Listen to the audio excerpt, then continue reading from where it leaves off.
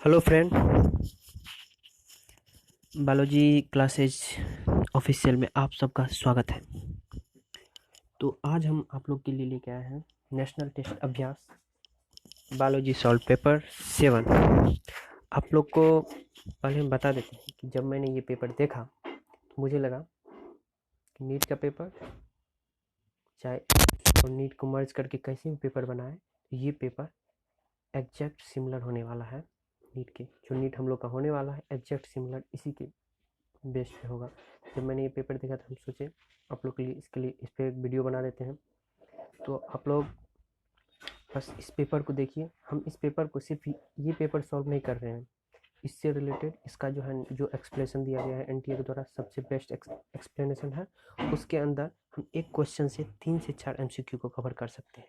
तो वो हो सकता है इस पेपर में जो एमसीक्यू दिया है इससे रिलेटेड वो अपने एक्सप्लेनेशन में से दूसरा कोई क्वेश्चन बना दे इसमें। तो मैंने इस प्रोबेबिलिटी को देखा इसलिए मैंने ये बनाया। आप बस इसको पूरा बिना स्किप के पूरे वीडियो को देखिए और लास्ट में आप खुद डिसीजन लीजिएगा। हम जितना भी क्वेश्चन इसमें करने जा रहे हैं इससे पैरेलल जो भी क्वेश्चन उसमें फ्रेम होने वाला है ए टू जेड हम कवर करेंगे। आपको बताएंगे ये क्वेश्चन भी फ्रेम हो सकता है और ये भी हो सकता है। आप लोग का पूरा एनसीईआरटी हम तो इतना फिक्स करते हैं कि बायोलॉजी में आप लोग 360 में 350 प्लस स्कोर करने वाले हैं जैसा पेपर देख रहे हैं। चलिए आप लोग को ज़्यादा टाइम नहीं लेते हुए शुरू कर। खुद ब खुद पता चल जाएगा कि हाँ ये सही है। आप लोग बिना स्किप के वीडियो को पूरा देखिएगा, तब पता चले कि एग्जैक्ट कि हाँ इससे क्या है, एग्जैक्ट इसी के सिमिलर पेपर आने वाला है। चलिए शुरू करते हैं। तो पहला क्वेश्चन देखते हैं। इसमें पहला क्वेश्चन क्या है, which which one of the following statement is true regarding the digestion and absorption of food in humans। तो आप क्वेश्चन देख लीजिए, डाइजेशन और एब्जॉर्प्शन के लिए फूड ह्यूमन क्या है। तो पहला है अबाउट 60% स्टाइल हाइड्रोलाइज नहीं होगा क्योंकि 30% होता है। Chylomicrons are small lipoprotein particle that are transported from the intestine into the blood capillary नहीं। थर्ड ऑप्शन देख लीजिए, fructose and amino acids are absorb through intestinal mucosa with the help of carrier ions like sodium. ये easy था इसलिए हम इसका explanation नहीं लिए हैं। आगे वाले क्वेश्चन में एक्सप्लेनेशन भी लिए हैं, आप बस इसको समझ लीजिए। तो इसका तो कोई भी जो है कि बता देगा fructose and amino acid absorb through the intestinal mucosa with the help of carrier ions sodium plus. तो ये आप लोग याद रखिएगा। दूसरा question, basic unit study in ecology organic. कितना आसान क्वेश्चन है देख लीजिए। ऑर्गेनिक भी होता है, basic unit of study in ecology में क्या हो जाएगा, ये तो सिंपल है।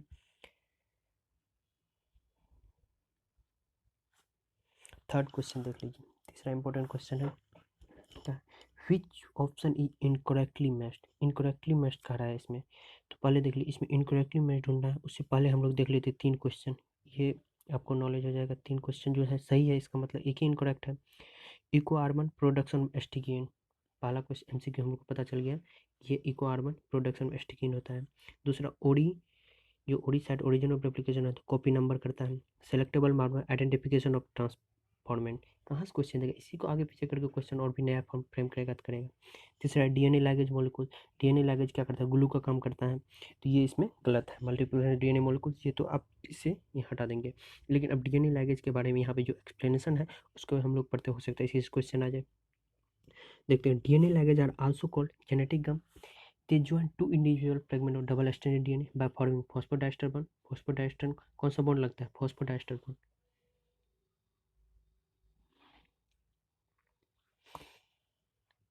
इंपॉर्टेंट है, phosphodiester बॉन्ड के कारण ये जोड़ता है दोनों को, डीएनए लैगेज।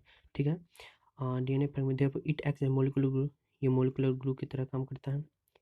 मोस्ट ऑफन जो होता है T4 डीएनए लैगेज, जनरली हम लोग जो यूज करते हैं जिम में, most often T4 DNA luggage. तो इतना एमसीक्यू 3-4 बन गया इससे, आप लोग इसको ध्यान रखिएगा।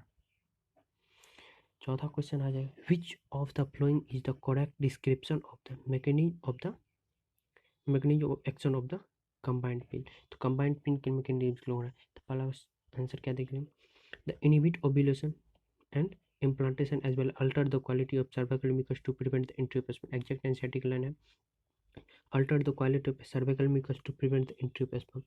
इससे आंसर हमको पता चल गया। अब इसका एक्सप्लेनेशन देख लीजिए यहाँ पे, oral administration small doses of, जो ये ओरल होता है, ओरल पिल्स होता है, या तो ये प्रोजेस्टेरोन से सिर्फ बना होगा या प्रोजेस्टेरोन एस्ट्रोजन के कॉम्बिनेशन से बना होगा। ये क्या करता है, ओव्यूलेशन को इनहिबिट कर देता है और इम्प्लांटेशन को इनहिबिट कर देता है।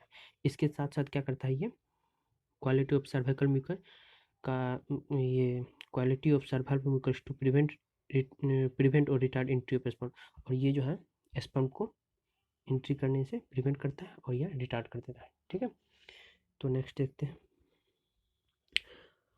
In 1963, several varieties such as Sonalika and Kalyan Sona, Sonalika and Kalyan Sona किसका वैरायटी है, याद कीजिए आप लोग, which were highly yielding and disease resistant variety of, किसका है, बाजरा का, राइस का तो नहीं है, तो कल्याण सोनालिका एंड कल्याण सोना व्हीट का है, सबको पता है। अब इससे रिलेटेड देख लेते हैं इसका, ये इस पर भी याद रखिएगा 1963 ये क्या कहता है, Sonalika and Kalyan Sona were high yielding and disease resistance were introduced all over the wheat growing belt of India. इससे रिलेटेड आपको पूरा याद रखना है। नेक्स्ट देखते हैं। If the heart beat of a person is about 75 beats per minute, एक minute में 75 है, and stroke volume is 70 millilitre per minute, stroke volume 70 millilitre per minute है, then the cardiac output, cardiac output क्या है, simple है, एक minute में 70 millilitre निकलता है और एक मिनट में 75 बार हम लोग बीट करते हैं, सिंपली है कि दोनों का मल्टीप्लिकेशन कर देंगे, आंसर कितना आसान क्वेश्चन है। ठीक है, तो स्ट्रोक वॉल्यूम को जब हम मल्टीप्लाई करें हर रेट से तो हम लोग कार्डिक आउटपुट मिल जाएगा। यहाँ से भी क्वेश्चन बन सकता है, कार्डिक आउटपुट क्या है, तो stroke volume into heart beat per minute जो भी है, तो वो हो जाएगा कार्डिक आउटपुट। चलिए नेक्स्ट देखते हैं। इन अमोeba dash vacuole is important for osmoregulation and excretion in many cells as in protists dash vacuoles are formed by the engulfing particles।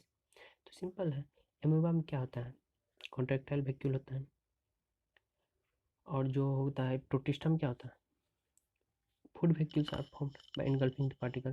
Protista में फूड वैक्यूल होता है, अमीबा में कॉन्ट्रैक्टाइल वैक्यूल होता है। चलिए आंसर नंबर डी हो जाएगा, D का इसका answer. Amoeba and contractile vacuole important for osmoregulation. अब अमीबा में जो होगा कॉन्ट्रैक्टाइल वैक्यूल जो प्रेजेंट रहता है किसके लिए इंपॉर्टेंट रहता है, तो ऑस्मो रेगुलेशन के लिए एंड एक्सक्रीशन के लिए, याद रखिए ऑस्मो रेगुलेशन एक्सक्रीशन के लिए। और इन मेनी सेल जैसे प्रोटिस्ट हो गया उसमें food vacuoles are found by the engulfing food vacuoles engulfing वो फूड पार्टिकल्स क्या होगा, तो फूड पार्टिकल्स। हम आपको यहीं पे याद करवा दे रहे हैं, आप लोग बस ये माइंड में रखते जाइएगा, ये वीडियो बस देखिए, आपको इतना क्वेश्चन फ्रेम हो जाएगा, माइंड में बैठ जाएगा। ठीक है, प्रोटिस्टा मेनी सेल्स के लिए food vacuole, amoeba contractile vacuoles is important for osmo regulation and excretion, याद रखिएगा। ठीक है, osmo regulation and excretion amoeba के लिए, प्रोटिस्टा के लिए फूड वैक्यूल। ठीक है, match the flowing column first with column second and choose the option with the accurate matching. अब इसमें मैच करने वाला आ गया, अब हम लोग को देखना होगा, इसमें ऑपरेटर साइट है, प्रमोटर साइट है, रेगुलेटर जीन है, स्ट्रक्चरल जीन है। पहला ऑपरेटर साइट को हम किससे करेंगे, तो ऑपरेटर क्या होता है, जहाँ पे हम लोग को ये रिप्रेसर मॉलिक्यूल जाके बाइंड करता है, तो ए का बी नंबर हो जाएगा, the binding of the repressor molecule. ठीक है, प्रमोटर साइट क्या हो जाएगा, promoter site binding RNA polymerase, जहाँ पे आरएनए पॉलीमरेज बाइंड करता है फर्स्ट में, तो उसको हम प्रमोटर साइट कहते हैं। फिर उसके बाद क्या हो जाएगा, सी में क्या कहता है, रेगुलेटर जीन, रेगुलेटर जीन क्या हो जाएगा, जहाँ पे रिप्रेसर मॉलिक्यूल्स कोड करता है, codes for the repressor molecule के, जहाँ पे कोड रहता है रिप्रेसर मॉलिक्यूल जहाँ जाकर बाइंड करेगा। ठीक है, हो जाएगा तुमको क्या हो जाएगा, code for the repressor molecule regulator gene and structural gene, structural gene के लिए क्या हो जाएगा, कोड फॉर द प्रोटीन या एंजाइम। स्ट्रक्चरल जीन क्या करता है, किसी भी प्रोटीन को कोड करता है या एंजाइम को कोड करता है। इससे इसका आंसर आपका ये हो गया। ऑपरेटर साइट आप यहाँ पे देख लीजिए, ऑपरेटर साइट का क्या हो जाएगा, बाइंडिंग साइट, प्रमोटर साइट का बाइंडिंग साइट पर आरएनए पॉलीमरेज, याद रखिएगा ये सब। रेगुलेटर का जिनका क्या होता है, code for the repressor molecules and structural जिनका क्या code for the protein enzyme. ठीक है, ओके। अब baculovirus are pathogen that attacks. अब बैक्यूलोवायरस जो होता है एक पैथोजन होता है, अब किस पे अटैक करता है, ये जो है ना इंसेक्ट और ऑर्थोपोड दोनों पे अटैक करता है। आप इसका एक्सप्लेनेशन पढ़ लीजिए बहुत अच्छे से, इसका इससे रिलेटेड जो और भी नया क्वेश्चन फ्रेम हो सकता है इसमें, तो आप उसको देखिए, सिर्फ यही आंसर जानना जरूरी नहीं है, आपको इससे रिलेटेड जो भी क्वेश्चन होगा सब जानना जरूरी है। चलिए देखते हैं। Bacteriovirus are pathogen that attacks insect arthropods, दोनों पे करता है। Majority of bacteriovirus use as biological control agent, majority में बायोलॉजिकल कंट्रोल एजेंट के लिए हम यूज करते हैं।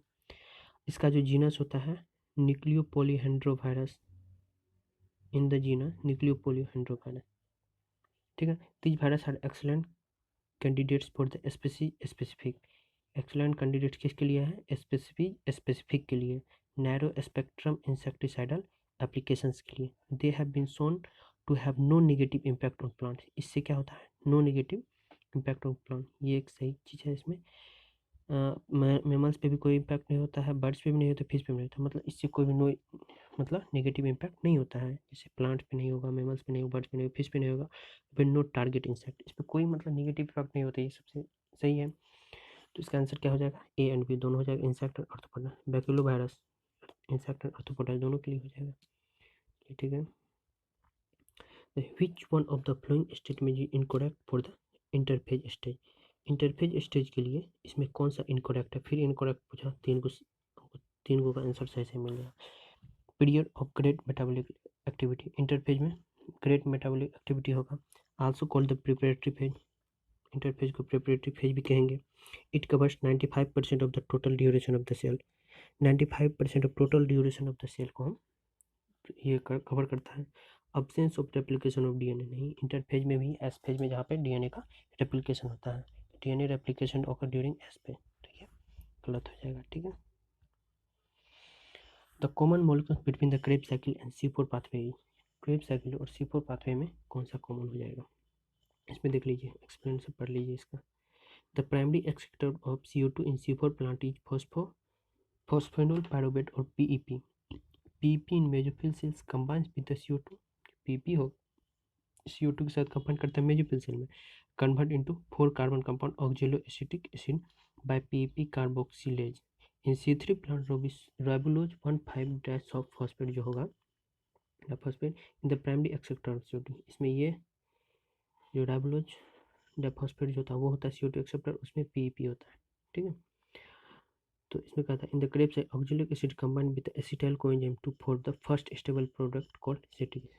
और इन क्रेब साइकिल में जो होगा, क्रेब साइकिल C4 पाथवे में, तो ऑक्जेलो एसिटिक एसिड हो जाएगा, ये नहीं हो जाएगा। इसमें RUBSCO वाला में तो नहीं होता है, ये ऑक्जेलो एसिटिक नहीं होता है, 4 कार्बन जो C4 में होता है। क्रेब साइकिल में जब ऑक्जेलेट एसिटिक एसिड कंबाइंस करता है एसिटाइल कोएंजाइम से, first stable product citric acid बनाता है। इसका आंसर कौन जाएगा? C नंबर, ठीक है।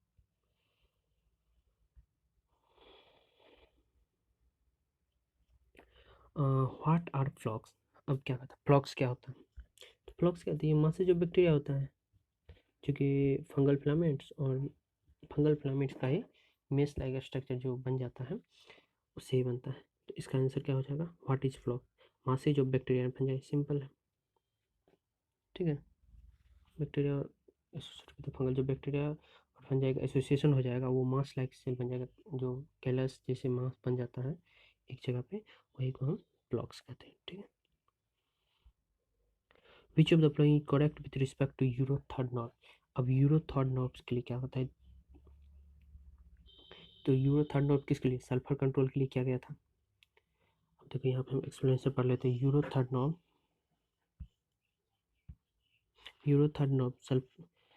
stipulate that sulfur controlled at 350 parts per million, 350 parts per million diesel और 150 parts per million in petrol. तो 350 पार्ट्स जो है डीजल के लिए हो जाएगा और 150 किसके लिए हो जाएगा? पेट्रोल के लिए। Aromatic hydrocarbons are to be content at say 42% of the concerned fuel, 42% hydrocarbon, aromatic hydrocarbon 42% fuel में रहता है। द गोल, इसका मेन गोल था यूरो थर्ड का, अकॉर्डिंग टू रोड मैप जो था, reduce sulphur to 50 ppm petrol and diesel and diesel, मतलब ये पार्ट्स पर मिलियन जो होगा सल्फर का, वो पेट्रोल में और डीजल में 50% तक कर देंगे, ब्रिंग डाउन द लेवल 35%, ये 50% और ब्रिंग डाउन, इसका ये मेन था कि हम 35% जो है इसको डाउन करना है, ठीक है। मतलब 50 ppm तक करेंगे। 350 पहले था, 150 पेट्रोल में 350 डीजल में, उसको हम 50 ppm तक करना चाहते हैं, मतलब 35% नीचे करना चाहता था।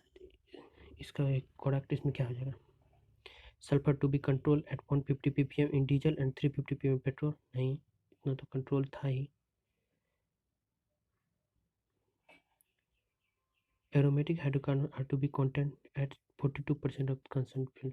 ये इसका आंसर हो जाएगा, aromatic hydrocarbon to be content at 42% of the concern fuel. ठीक है। The goal according to road map is to reduce sulphur to 150 ppm in petrol and 50 ppm diesel. नहीं, दोनों के लिए 50 ppm डीजल एंड पेट्रोल के दोनों के लिए था। करेक्ट आंसर ये हो जाएगा।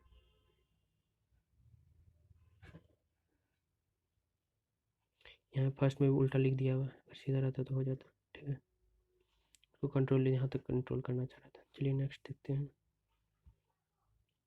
विच of the following is an example of passive immunity. अब पैसिव इम्यूनिटी का एग्जाम्पल क्या हो जाएगा, एंटीबायोटिक प्रेजेंट कोलेस्ट्रॉम। जो बच्चा जब जन्म लेता है उस टाइम में जो मिल्क से मिलता है कोलेस्ट्रॉम, उससे जो हो जाएगा एंटीबायोटिक मिलता है, तो ये तो पैसिव ही हो जाएगा। एंटीबायोटिक फोटस थ्रू प्लासेंटा, ये भी तो पैसिव ही हो जाएगा। Antibody against the snake venom injected in patient, ये भी पैसिव ही हो जाएगा। तो आपका क्या हो जाएगा आंसर, ऑल 30। पैसिव इम्यूनिटी का सभी एग्जाम्पल ये तीनों है, तीनों याद रखिएगा। इसमें से कोई एक भी पूछ सकता है, आपको एग्जाम दे देगा, एक कहेगा कौन सा पैसिव है, तो ये आप तीनों याद रखिएगा, तीनों किस में आ जाएगा, पैसिव में आ जाएगा। अब देखिए आपको मेन बता देते हैं कि पैसिव रिएक्टिव में क्या होता है। जो मतलब रेडीमेड एंटीबॉडीज होता है, हम डायरेक्ट जब डालते हैं, रेडीमेड जो पहले से बना हुआ है बॉडी को अगेंस्ट फॉरेन अगेंस्ट को प्रोटेक्ट करने के लिए, तो इसी को पैसिव इम्यूनिटी कहते हैं। तो जो मदर से कोलेस्ट्रॉल मिल जाएगा पैसिव में हो जाएगा। हम सब वही है लिखा हुआ है, सब इसमें एक्सप्लेनेशन में आप एक बार पढ़ लीजिएगा, बस वही लिखा हुआ है। मेन जो होता है पैसिव इम्यूनिटी वो बताया आपको, कहता है जो रेडीमेड हम लोग डालते हैं पैसिव हो जाता है, जो थोड़ा सा करके डाल देंगे फिर धीरे धीरे बनेगा तो वो एक्टिव हो जाएगा। ठीक है, वो एक्टिव थोड़ा लेट से होता है, पैसिव ऑन द स्पॉट काम करता है, जल्दी काम करता है लेकिन ज़्यादा दिन तक नहीं रहता है, लेकिन एक्टिव धीरे धीरे काम करता है लेकिन ज़्यादा दिन तक रहता है। ठीक है, ये दोनों में अंतर है। The deficiency of macronutrient not only affect the growth of plant but also affect the vital functions such as photosynthesis and cellular respiration among the list given below. Which group of three elements shall affect both photosynthesis and cellular respiration the most?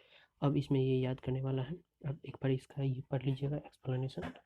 इसमें main जो है copper, MN और FE, ये तीनों जो है ना important है। ये फोटोसिंथेसिस और सेलुलर रेस्पिरेशन दोनों के लिए ये क्या करता है, इफेक्ट करता है। ठीक है, कॉपर डिफिशिएंसी रिजल्ट जो भी है इसका एक बार याद ध्यान में अपने में माइंड में रख लीजिएगा। ठीक है, वीडियो ज़्यादा लंबा हो जाएगा क्योंकि अगर एक एक चीज़ को हम एक्सप्लेन करें, आपके लिए सब हम एक जगह कर दिए हैं, आप लोग बस इसको वीडियो पॉज कीजिएगा, वीडियो पॉज पूरा पढ़ लीजिएगा। ठीक है,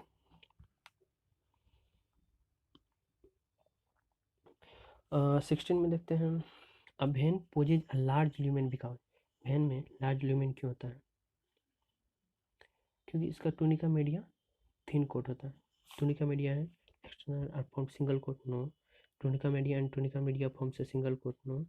tunica internal, tunica media and tunica external thin, no. Tunica media I thin coat, क्योंकि वो टूनिका मीडिया जो मिडिल में रहता है वो जो है ना थिन कोट होता है, इसीलिए लार्ज ल्यूमेन होता है, बड़ा सा होता है। बड़ा सा मतलब जाने के लिए रास्ता होता है। जो ब्लड वेसल में पहले क्या होता है, टूनिका एक्सटर्नल बाहर वाला, टूनिका मीडिया बीच वाला, टूनिका इंटरनल अंदर वाला।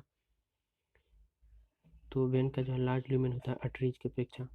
मिडिल लेवल टूनिका मीडिया जो होता है dense network cellular smooth muscle with elastic fibre found artery, artery में ज़्यादा होता है ये सब। ठीक है, it is compare to vein thin in veins, और ये कंपेरेटिवली वेन में थिन होता है। ठीक है, dense network cellular smooth muscle elastic fibre thick होता है आर्टरी में, कंपेरेटिव वेन में थिन होता है। ठीक है,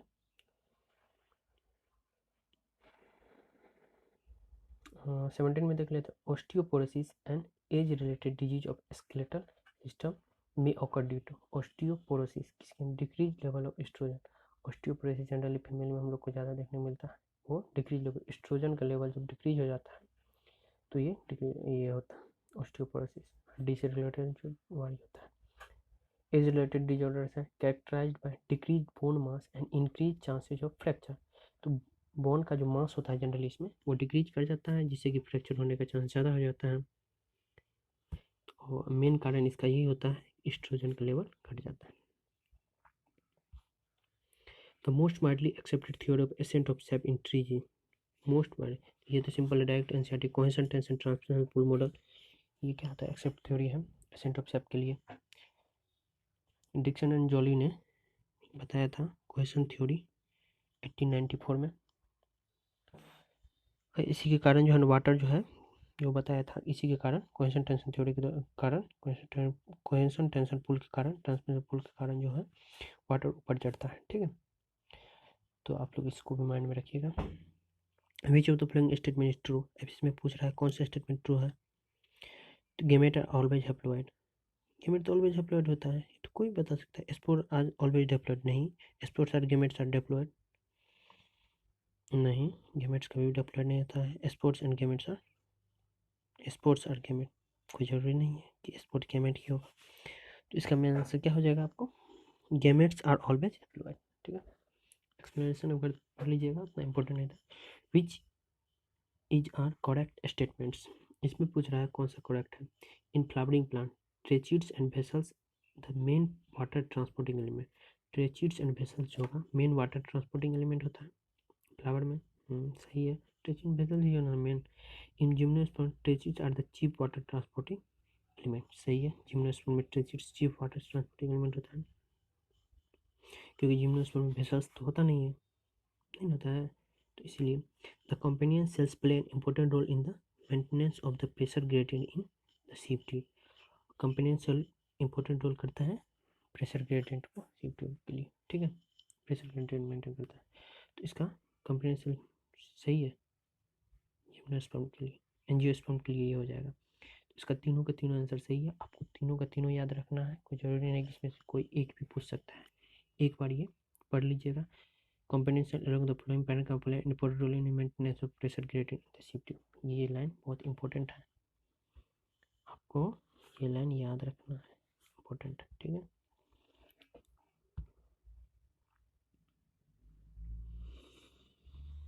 अब ये देख लीजिए एनसीईआरटी के डायरेक्ट फिगर है। Choose the correct combination of the level for the molecules involve in the Calvin cycle. Calvin cycle में कौन सा मॉलिक्यूल इन्वॉल्व है, इसका हो जाएगा क्या, ए बी सी डी करके आपको बताना है। इसमें एक क्या हो जाएगा, आर यू बी पी होता है। रिजेंटेशन के बाद आर यू बी पी रहेगा जो कि C3 साइकिल में जाकर बाइंड करता है। फिर इसके बाद बी की जगह पे आ जाएगा पीजीए, फर्स्ट कार्बोक्सिलेशन के बाद पीजीए बनता है।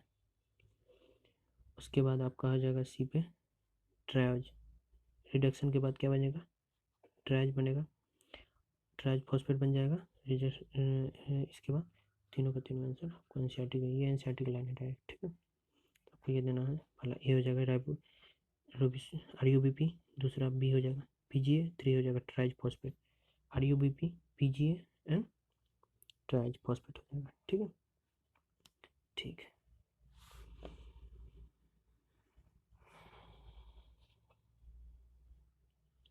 देख लीजिएगा एक्सप्लेनेशन, एक बार पढ़ लीजिएगा, सब माइंड बनाना चाहिए। There are various type of reduction, reproduction, बहुत टाइप का रिप्रोडक्शन है। The type of adapted by और डिपेंड्स ऑन, किसके डिपेंड करता है। तो ये तो सिंपल है, हैबिटेट पे, फिजियोलॉजी एंड जेनेटिक मेकअप, जो उसका हैबिटेट हो जाएगा, ठीक है, फिजियोलॉजी हो जाएगा और जेनेटिक मेकअप होगा, इसी पे तीनों पे डिपेंड करेगा। तो आपको ये याद रखना है कि ऑर्गेनिज्म का जो habitat, physiology and genetic makeup पे उसका रिप्रोडक्शन डिपेंड करता है। ठीक है, select the option that is correct with respect to trypanosoma. Trypanosoma के रिस्पेक्ट में कौन सा सही है,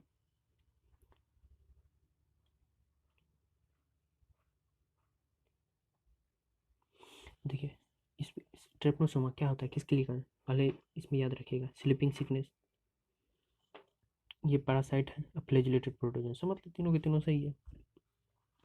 दे आर फ्लैजिलेटेड प्रोटोजोन, सही है। दे आर पैरासाइट, पैरासाइट ही है। स्लीपिंग सिकनेस काउज करता है, सही है। तो ऑल ऑफ द एबव सही है, तीनों का तीनों याद रखें। Trypanosoma, they are flagellated protozoan, parasite, causes sleeping sickness, all of the above. अब इसमें ये एनसीईआरटी के फिगर से दिया हुआ है सिंपल। ये क्या हो जाएगा आपको, एंटीपोडल सेल हो जाएगा, बी पोलर न्यूक्लियर हो जाएगा, और सी क्या हो जाएगा, एग हो जाएगा, और डी क्या हो जाएगा, वो सिनर्जिड सेल हो जाएगा। ठीक है, तो आपको ये समझ लेना, याद रखना, एनसीईआरटी का था। Select the correct statement regarding post transcription modification. अब पोस्ट ट्रांसक्रिप्शन मॉडिफिकेशन क्या होता है, मतलब ये यूकैरियोटिक में क्या होता है कि ट्रांसक्रिप्शन के बाद इसमें H N R N A बनता है, और H N R N A पर से जो इनएक्टिव साइट होता है उसको हम हटा देते हैं। इंट्रॉन और एक्सॉन दोनों होता है, तो ये नॉन फंक्शनल रहता है, इसमें इंट्रॉन को हटाते हैं, एक्सॉन को जोड़ते हैं। इसको हम आरएनए स्प्लाइसिंग भी कहते हैं। यहाँ पे इंट्रॉन को हम रिमूव करते हैं और एक्सॉन को ज्वाइन कर देते हैं, इसी को हम ये क्या कहते हैं पोस्ट ट्रांसक्रिप्शन मॉडिफिकेशन कहते हैं। तो यहाँ पे क्या हो जाएगा answer, direct removal intron and joining exon. ठीक है। When food energy passes from herbivores to carnivores, कब फूड एनर्जी हर्बीवोर्स से कार्निवोर्स होता है, तो हर्बीवोर्स से कार्निवोर्स में जाने के लिए एनर्जी डिक्रीज करेगा। सही है। जब भी किसी से एक लेवल से दूसरे लेवल, एक ट्रॉपिक लेवल दूसरे ट्रॉपिक लेवल में जाएगा, हमेशा एनर्जी का लॉस ही होता है। ठीक है, आंसर डायरेक्ट भी हो जाएगा आपको। 10% लॉ जो बताया गया था लैंडमैन के द्वारा, उसमें क्या होता है, एक लेवल से एक ट्रॉपिक लेवल से दूसरे ट्रॉपिक के चलने पे 10% 10% की एनर्जी लॉस हो जाता है। ठीक है, इसीलिए हम लोग को क्या मतलब जो वेजिटेरियन होता है उसको ज़्यादा एनर्जी मिलता है, जो ये नॉन वेजिटेरियन होता है उसके अपेक्षा, क्योंकि वेजिटेरियन डायरेक्ट लेता है, हम लोग उससे एक लेवल ऊपर वाला खाते हैं, जैसे मीट खाएंगे तो वो उस पर 10% एनर्जी कम आ जाता है। इसलिए कहता है कि जो हम लोग को वेजिटेरियन होना चाहिए, एनर्जी ज़्यादा मिले। ठीक है। Select the incorrect statement. The counter current mechanism changes the isotonic glomerulus filter into hyperinsuline by increase the salt concentration around the nephron and collecting duct। सही है, ये भी सही है। wall of the collecting tubule is permeable to water whereas ascending limb is impermeable to water। सही है, collecting tube water के लिए permeable होगा, ascending जो होगा ascending में impermeable वाटर हो जाएगा। ठीक है। Absorption water in DCT is facultative, absorption water जो डीसीटी का हो जाएगा फैकल्टेटिव हो जाएगा, ये भी सही है। As the filtrate passes through the ascending limb sodium is transported passively in the ascending thick segment. नहीं, ये तो सोडियम का जो ट्रांसपोर्ट होता है वो पैसिवली नहीं हो सकता है, वो एक्टिवली होता है। ठीक है, याद रखिएगा, ये गलत हो जाएगा। In an organism enzyme generally है, एंजाइम के क्या होता है, हाँ एक ही ऑर्गेनिज्म में डिफरेंट पीएच होगा, लेकिन बॉडी का टेम्परेचर तो सेम ही नहीं होगा। तो एंजाइम का टेम्परेचर सेम होता है लेकिन डिफरेंट पीएच होता है। सभी एंजाइम के पास डिफरेंट फेवरेबल पीएच होता है but generally has the same optimal temperature same होता है लेकिन पीएच अलग अलग होता है। The statement of the given below describe certain feature that are observe in the pistil of flower. Pistil of flower में कौन सा जो है सर्टेन फीचर देखने को मिलता है। अब पिस्टिल में हैव मेनी कार्पेल्स, हाँ ईच कार्पेल्स में have more than one ovules, ये भी सही है। Each carpels has only one ovule, नहीं ये ऐसा कुछ जरूरी नहीं हो सकता है। जैसे इसका एग्जांपल पेपेवर ले लेंगे, पेपेवर में क्या होता है मल्टी कार्पेलरी होता है, मोर देन वन ओव्यूल भी होता है, जैसे वाटरमेलन पपाया होगा मोर देन वन ओव्यूल हो जाता है, तो ओव्यूल तो ये नहीं होगा, इसको एक्सेप्शन भी है। Pistil has only one carpels, नहीं पिस्टिल के पास कार्पेल ज़्यादा भी होता है। ठीक है, तो ये दोनों एग्जाम्पल आपको या इसका देख लीजिए, इससे क्वेश्चन ये आ जाएगा। पेपेवर में क्या हो जाएगा, पेपेवर में क्या हो जाता है, पेपेवर में पिस्टिल में मेनी कार्पेल्स, मेनी कार्पेल जो होगा पेपेवर हो जाएगा मल्टी कार्पेलरी, और मोर देन वन ओव्यूल किस में आ जाएगा, वाटरमेलन एंड पपाया में। यहाँ से याद रखना है, ये भी क्वेश्चन बन गया। Read the following statement for lac operon, lac operon के लिए कौन सा होगा। ईच ऑपरेंड है स्पेसिफिक ऑपरेटर है स्पेसिफिक रिसेप्टर, तो Y gene codes for the permease, Y gene जो है परमिएज के लिए, हाँ जेड वाई ए तीन जीन रहता है ना, तीनों तीनों को अलग अलग चीज़ को कोड करता है, अलग अलग एंजाइम को कोड करता है ना। हाँ तो ये क्या हो जाएगा, वाई जो हो जाएगा परमिएज के लिए, which increase the permeability of the cells of beta galactose, सही है। जेड गैलेक्टोज के लिए हो जाएगा। और ट्रांसमिनेज एक क्या करेगा, ट्रांसमिनेज करेगा। Regulation of lac operon can be visualise as regulation of enzyme synthesis by its substrate, तो regulation of lac operon can be visualise as regulation of enzyme synthesis, सबसे सही है। Select option correct with the correct statement, all statement तीनों का तीनों statement correct है, तीनों के तीनों आपको माइंड में रखना है, तीनों का तीनों करेक्ट है, तीनों का तीनों माइंड में रखना है। ठीक है। Which type of population interaction is found between clown fish and C anemone? Clown fish और सी एनिमोन में कॉमनली, क्योंकि कॉमनली में क्या होता है, एक को तो फायदा होता है, दूसरे को कोई फर्क नहीं पड़ता है। One is benefited while other neither harm nor benefit, दूसरे को कोई ना घाटा ना फायदा होगा, एक का फायदा हो जाएगा। तो इसका ये डायरेक्ट एग्जांपल सब याद कर लीजिएगा, उसमें जितना भी एग्जांपल है सब याद कर लीजिएगा। जैसे टेंटिकल्स सी एनिमोन्स का यहाँ पे दिया हुआ है, सी एनिमोन टेंटिकल्स का हो जाएगा, क्लोन फिश हो जाएगा। तो इस पर ये सी एनिमोन जो फिश सी एनिमोन फिश पे जाके कैरी करता है, इससे उसको तो तैरने के लिए मिल जाता है, एक जगह दूसरे जाने के लिए मिल जाता है, उससे होस्ट पे रहता है, लेकिन उससे मछली को कोई फर्क नहीं पड़ता है, इसलिए इसको हम कॉमनली कहेंगे। ठीक है। इन vertebrates the notochord is modified into तीनों का तीनों उसमें जो है एक याद रखिए, इसमें सबका एग्जांपल याद रखिएगा। ब्रूड परस्टिंग म्यूचुअलिज्म हो जाएगा, कॉम्प्लीमेंट सबका एग्जांपल इंपॉर्टेंट है। इन vertebrates the notochord is modified into vertebrate notochord किस में वर्टिकल कॉलम में हो जाता है, सिंपल है।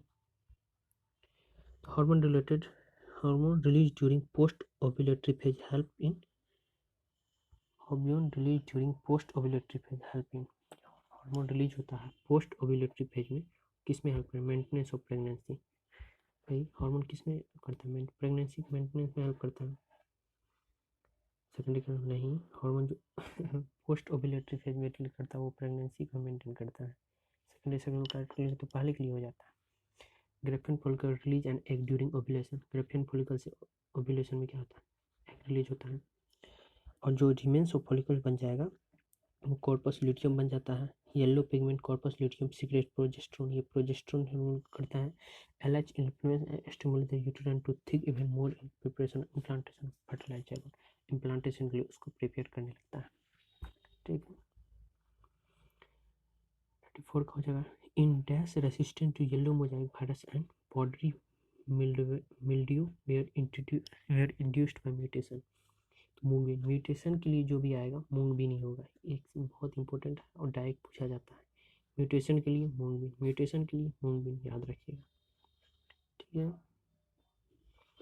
One set of plant was grown at 12-hour day and 12-hour night period cycle and it flower, 12 घंटा दिन में 12 घंटा रात में, और ये फ्लावर करता। while in the other set of plant phases were interrupted by the flash of light and did not produce flower, under which one of the following category will you place this plant? Short day plant हो जाएगा। Short day plant क्या होता है, ये long uninterrupted dark period पर flowering के लिए दिक्कत है, इसके लिए जरूरी है, मतलब अनइंटरप्टेड डार्क पीरियड जरूरी होता है।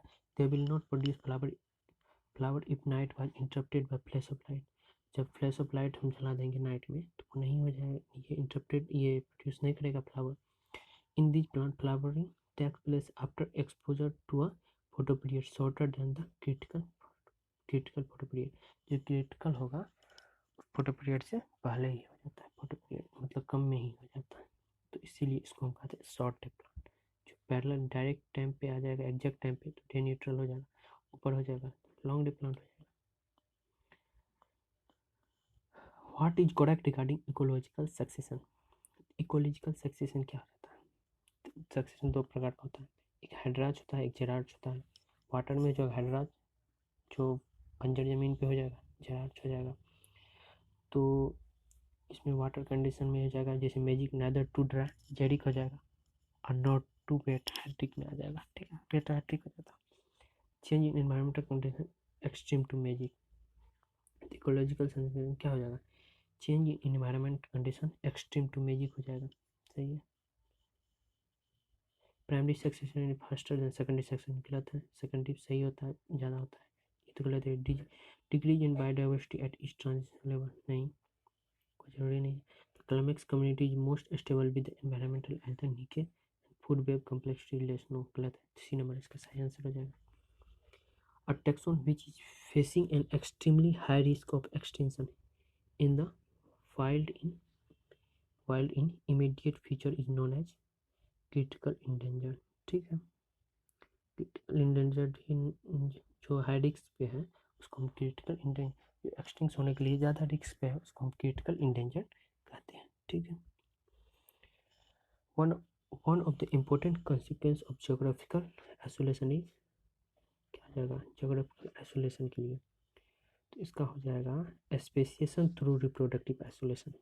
इसका आंसर क्या हो जाएगा स्पेसिएशन थ्रू रिप्रोडक्टिव आइसोलेशन। ये मेयर क्या बताता है, मेयर कहा था, इसको पूरी पढ़िए, इंपॉर्टेंट है। Reproductive isolation mechanism are the biological properties of individual that prevent the interbreeding of natural sympathetic population. Species occur by forming two or more separate species by splitting the linkage event, and this process takes place as a result of geographical isolation that is caused due to natural disaster and natural changes and reduction in gene flow. इसका क्या है speciation through the reproductive isolation, सही है। Geographical isolation के लिए speciation through reproductive isolation इसका हो जाएगा। ठीक है। 40 का आंसर सही है, बहुत बड़ा आपको देखने को मिल जाएगा, डायरेक्ट एनसीईआरटी से है। Given below is the ECG of normal human. ठीक है। विच one of the following comparative Impress below, क्या हो जाएगा इसका answer QRS. QRS one complete pulse को बताता है। ठीक है। क्यूआरएस से हम एक पूरे पल्स को निकाल लेते हैं, ये तो सही है डायरेक्ट। ईसीजी में हो जाएगा पी क्या होता है, इसमें ये भी याद रख लीजिएगा आप लोग, पी क्या है, क्यूआरएस क्या करता है और टी क्या करता है। ठीक है। पी क्या हो जाएगा डिपोलराइजेशन ऑफ एट्रिया हो जाएगा, क्यूआरएस क्या हो जाएगा डिपोलराइजेशन ऑफ वेंट्रिकल्स हो जाएगा, टी क्या हो जाएगा रिपोलराइजेशन ऑफ वेंट्रिकल्स। तो आप लोग को ये भी याद रखना, ये भी डायरेक्ट पूछा जाता है, ये तो पूछा गया कि ये याद रखिए, इसमें 4 ही पॉइंट मेन इंपॉर्टेंट रहता है। पी हो जाएगा डिपोलराइजेशन ऑफ एट्रिया, क्यूआरएस हो जाएगा डिपोलराइजेशन वेंट्रिकल, टी हो जाएगा रिपोलराइजेशन वेंट्रिकल्स, और तीसरा क्यूआरएस इज कंप्लीट साइकिल बताता है, वन कंप्लीट साइकिल को क्यूआरएस बताता है, बस ये याद रखिए। Which one of the following is categorised as the parasite in true sense, इसमें कौन सा पैरासाइट ट्रू सेंस में है, तो the female anopheles bite and sucks blood from humans नहीं है, क्योंकि ट्रू सेंस से किसको कहा जाए, जो हमेशा शरीर से चिपका रहे उसको हम ट्रू सेंस के लिए कहते हैं। तो अब ये नहीं होगा। Human foetuses develop inside the uterus transmission from the mother नहीं। Head louse living on the human scalp as well as laying एंग ऑन ह्यूमन हेयर, ये हो जाएगा आपको ट्रू सेंस में।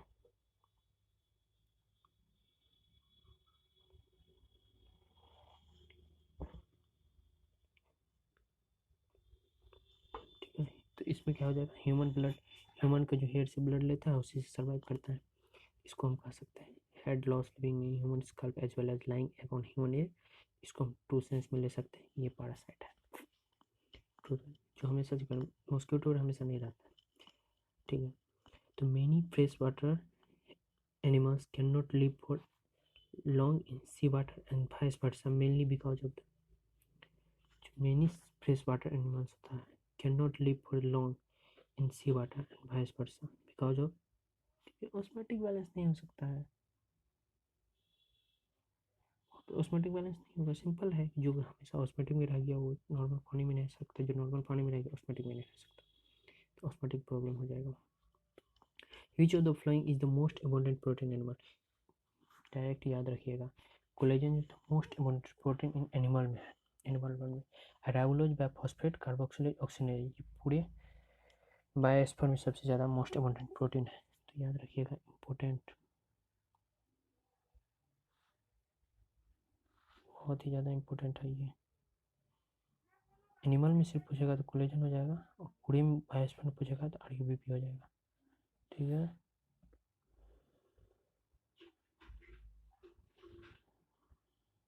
सेलेक्ट द इनकरेक्ट स्टेटमेंट, इसमें पूछ रहा है इनकरेक्ट स्टेटमेंट कौन सा है। Every 100 million deoxygenated blood deliver 4 million CO2 to the alveoli, no. 100 million 4 million CO2 नहीं हो जाएगा। Carbonic energy present very high concentration RBC, no. ये अरे नहीं, ये तो सही है, carbon energy present in the very high concentration RBC, सही है। और 100 ml oxygenated blood deliver 4 millilitre CO2 to be alveoli, ये भी सही है। High PCO2 and low PCO2 in tissue help in binding of carbon dioxide, high partial purity CO2 and low partial purity in tissue help in binding carbon, सही है। क्योंकि CO2 का ज़्यादा रहेगा, O2 का कम रहेगा, जो बाइंडिंग कार्बन डाइऑक्साइड हो जाएगा, सही है। CO2 is carried in haemoglobin and carboxyhaemoglobin, no, carbo ये हो जाएगा कार्बन मोनोऑक्साइड के लिए, ठीक है। तो इसका आंसर ये डी हो जाएगा, क्योंकि इसमें इनकरेक्ट पूछ रहा है, सही है। During the resting state of neutral membrane if diffusion occurred due to concentration gradient, it would drive resting state of the neural membrane, जो resting state में आता है तो diffusion occurred due to concentration gradient, sodium plus into the cell, तो sodium plus जब cell के अंदर जाता है तब जाकर कंसंट्रेशन, ये डिफ्यूजन के द्वारा सोडियम प्लस अंदर जाता है तब जाकर इसमें ग्रेडियंट आ जाता है, ठीक है। अब पहले क्या होता है, concentration of sodium plus concentration higher रहता है बाहर में, एंड पोटेशियम प्रेशर का लेवल अंदर में हाई रहता है। इसमें क्या होता है, maintain the concentration diffusion allow sodium into the cell, potassium deliver, तो पोटेशियम बाहर जाएगा, सोडियम अंदर जाएगा, तब जाके ये अंदर गया। तो इसमें एक्चुअली होता क्या है, यहाँ पे जो मेम्ब्रेन रहेगा, यहाँ पे जो मेम्ब्रेन रहता है दोनों, यहाँ पे बाहर में सोडियम प्लस ज़्यादा रहेगा, अंदर में पोटेशियम प्लस ज़्यादा रहेगा, अंदर में chloride plus chloride minus ion और कारण जो है इसका जो कंसनट्रेशन नीचे का अंदर कम हो जाता है, बाहर ज़्यादा हो जाता है। तो इसमें कुछ इंपॉर्टेंट पॉइंट याद रखना है, इसका जो है यहाँ पोटेंशियल डिफरेंस पूछेगा, यहाँ पे आपको आ जाएगा -30 वोल्ट आ जाता है, यहाँ नहीं -30 वोल्ट नहीं आ जाएगा, -75 वोल्ट आ जाएगा यहाँ पे, और जो एक्शन पोटेंशियल में रहता है वहाँ पे मैंने +30 वोल्ट आ जाता है, ठीक है। तो फिर सोडियम अंदर आएगा, पोटेशियम बाहर जाएगा, अब डिफ्यूजन कंसंट्रेशन ग्रेडियंट आ जाता है। तो बस ये सब याद रखिएगा, ये सब क्वेश्चन पूछेगा। Cold blooded animals fall under the category of, तो कोल्ड ब्लडेड एनिमल्स किस में आता है, एक्टोडर्म में आ जाएगा, हम लोग इंडोडर्म में आते हैं, हम लोग वार्म बर्न एनिमल है, पोक्योथर्मिक जो होगा कोल्ड ब्लडेड एनिमल होता है वो एक्टोथर्म में आ जाता है। तो अब देखिए आप लोग को इतना चीज़ हम बताए हैं, अब इससे आगे ये बहुत ही लंबा वीडियो हो गया है, इसका नेक्स्ट पार्ट जो होगा वो भी हम पूरी लेके आएंगे, उससे रिलेटेड जितना होगा वो अपलोड करें। अगर आप लोग को ये अच्छा लग रहा है तो आप लोग इस चैनल को सब्सक्राइब कर ले, नेक्स्ट पार्ट जैसे हम लेके आ रहे हैं तो आपको तुरंत पता चल जाएगा, कुछ 2-3 घंटा में होगा तो नेक्स्ट पार्ट अपलोड कर देंगे। तो आप लोग बस क्या कीजिए, अगर आप लोग जो है जो भी इसमें कुछ आपको ये अच्छा लग रहा है या कुछ सीखने को मिल रहा है तो आप लोग कमेंट जरूर करेंगे कि क्या, आप लोग के मन का बात तो हम नहीं जान सकते हैं, लेकिन आप लोग मन में जो भी हुआ हो आप लोग कमेंट में हमको बताएंगे, जो भी सही है। बस हमको यही चाहिए कि आप इस चैनल को लाइक, मतलब चैनल को सब्सक्राइब करें और वीडियो को लाइक कर दें, जिससे कि हमको थोड़ा सा मोटिवेशन मिल जाए, क्योंकि हम भी इतना जो कर रहे हैं अपना मेहनत, तो इससे कुछ फ़ायदा तो होना चाहिए, ठीक है। तो एक मिनट, एक क्वेश्चन आप लोग को हम दे देते हैं, जिसका आंसर आप लोग कमेंट बॉक्स में कर दीजिएगा, ठीक है, ये होमवर्क के लिए हो जाएगा। तो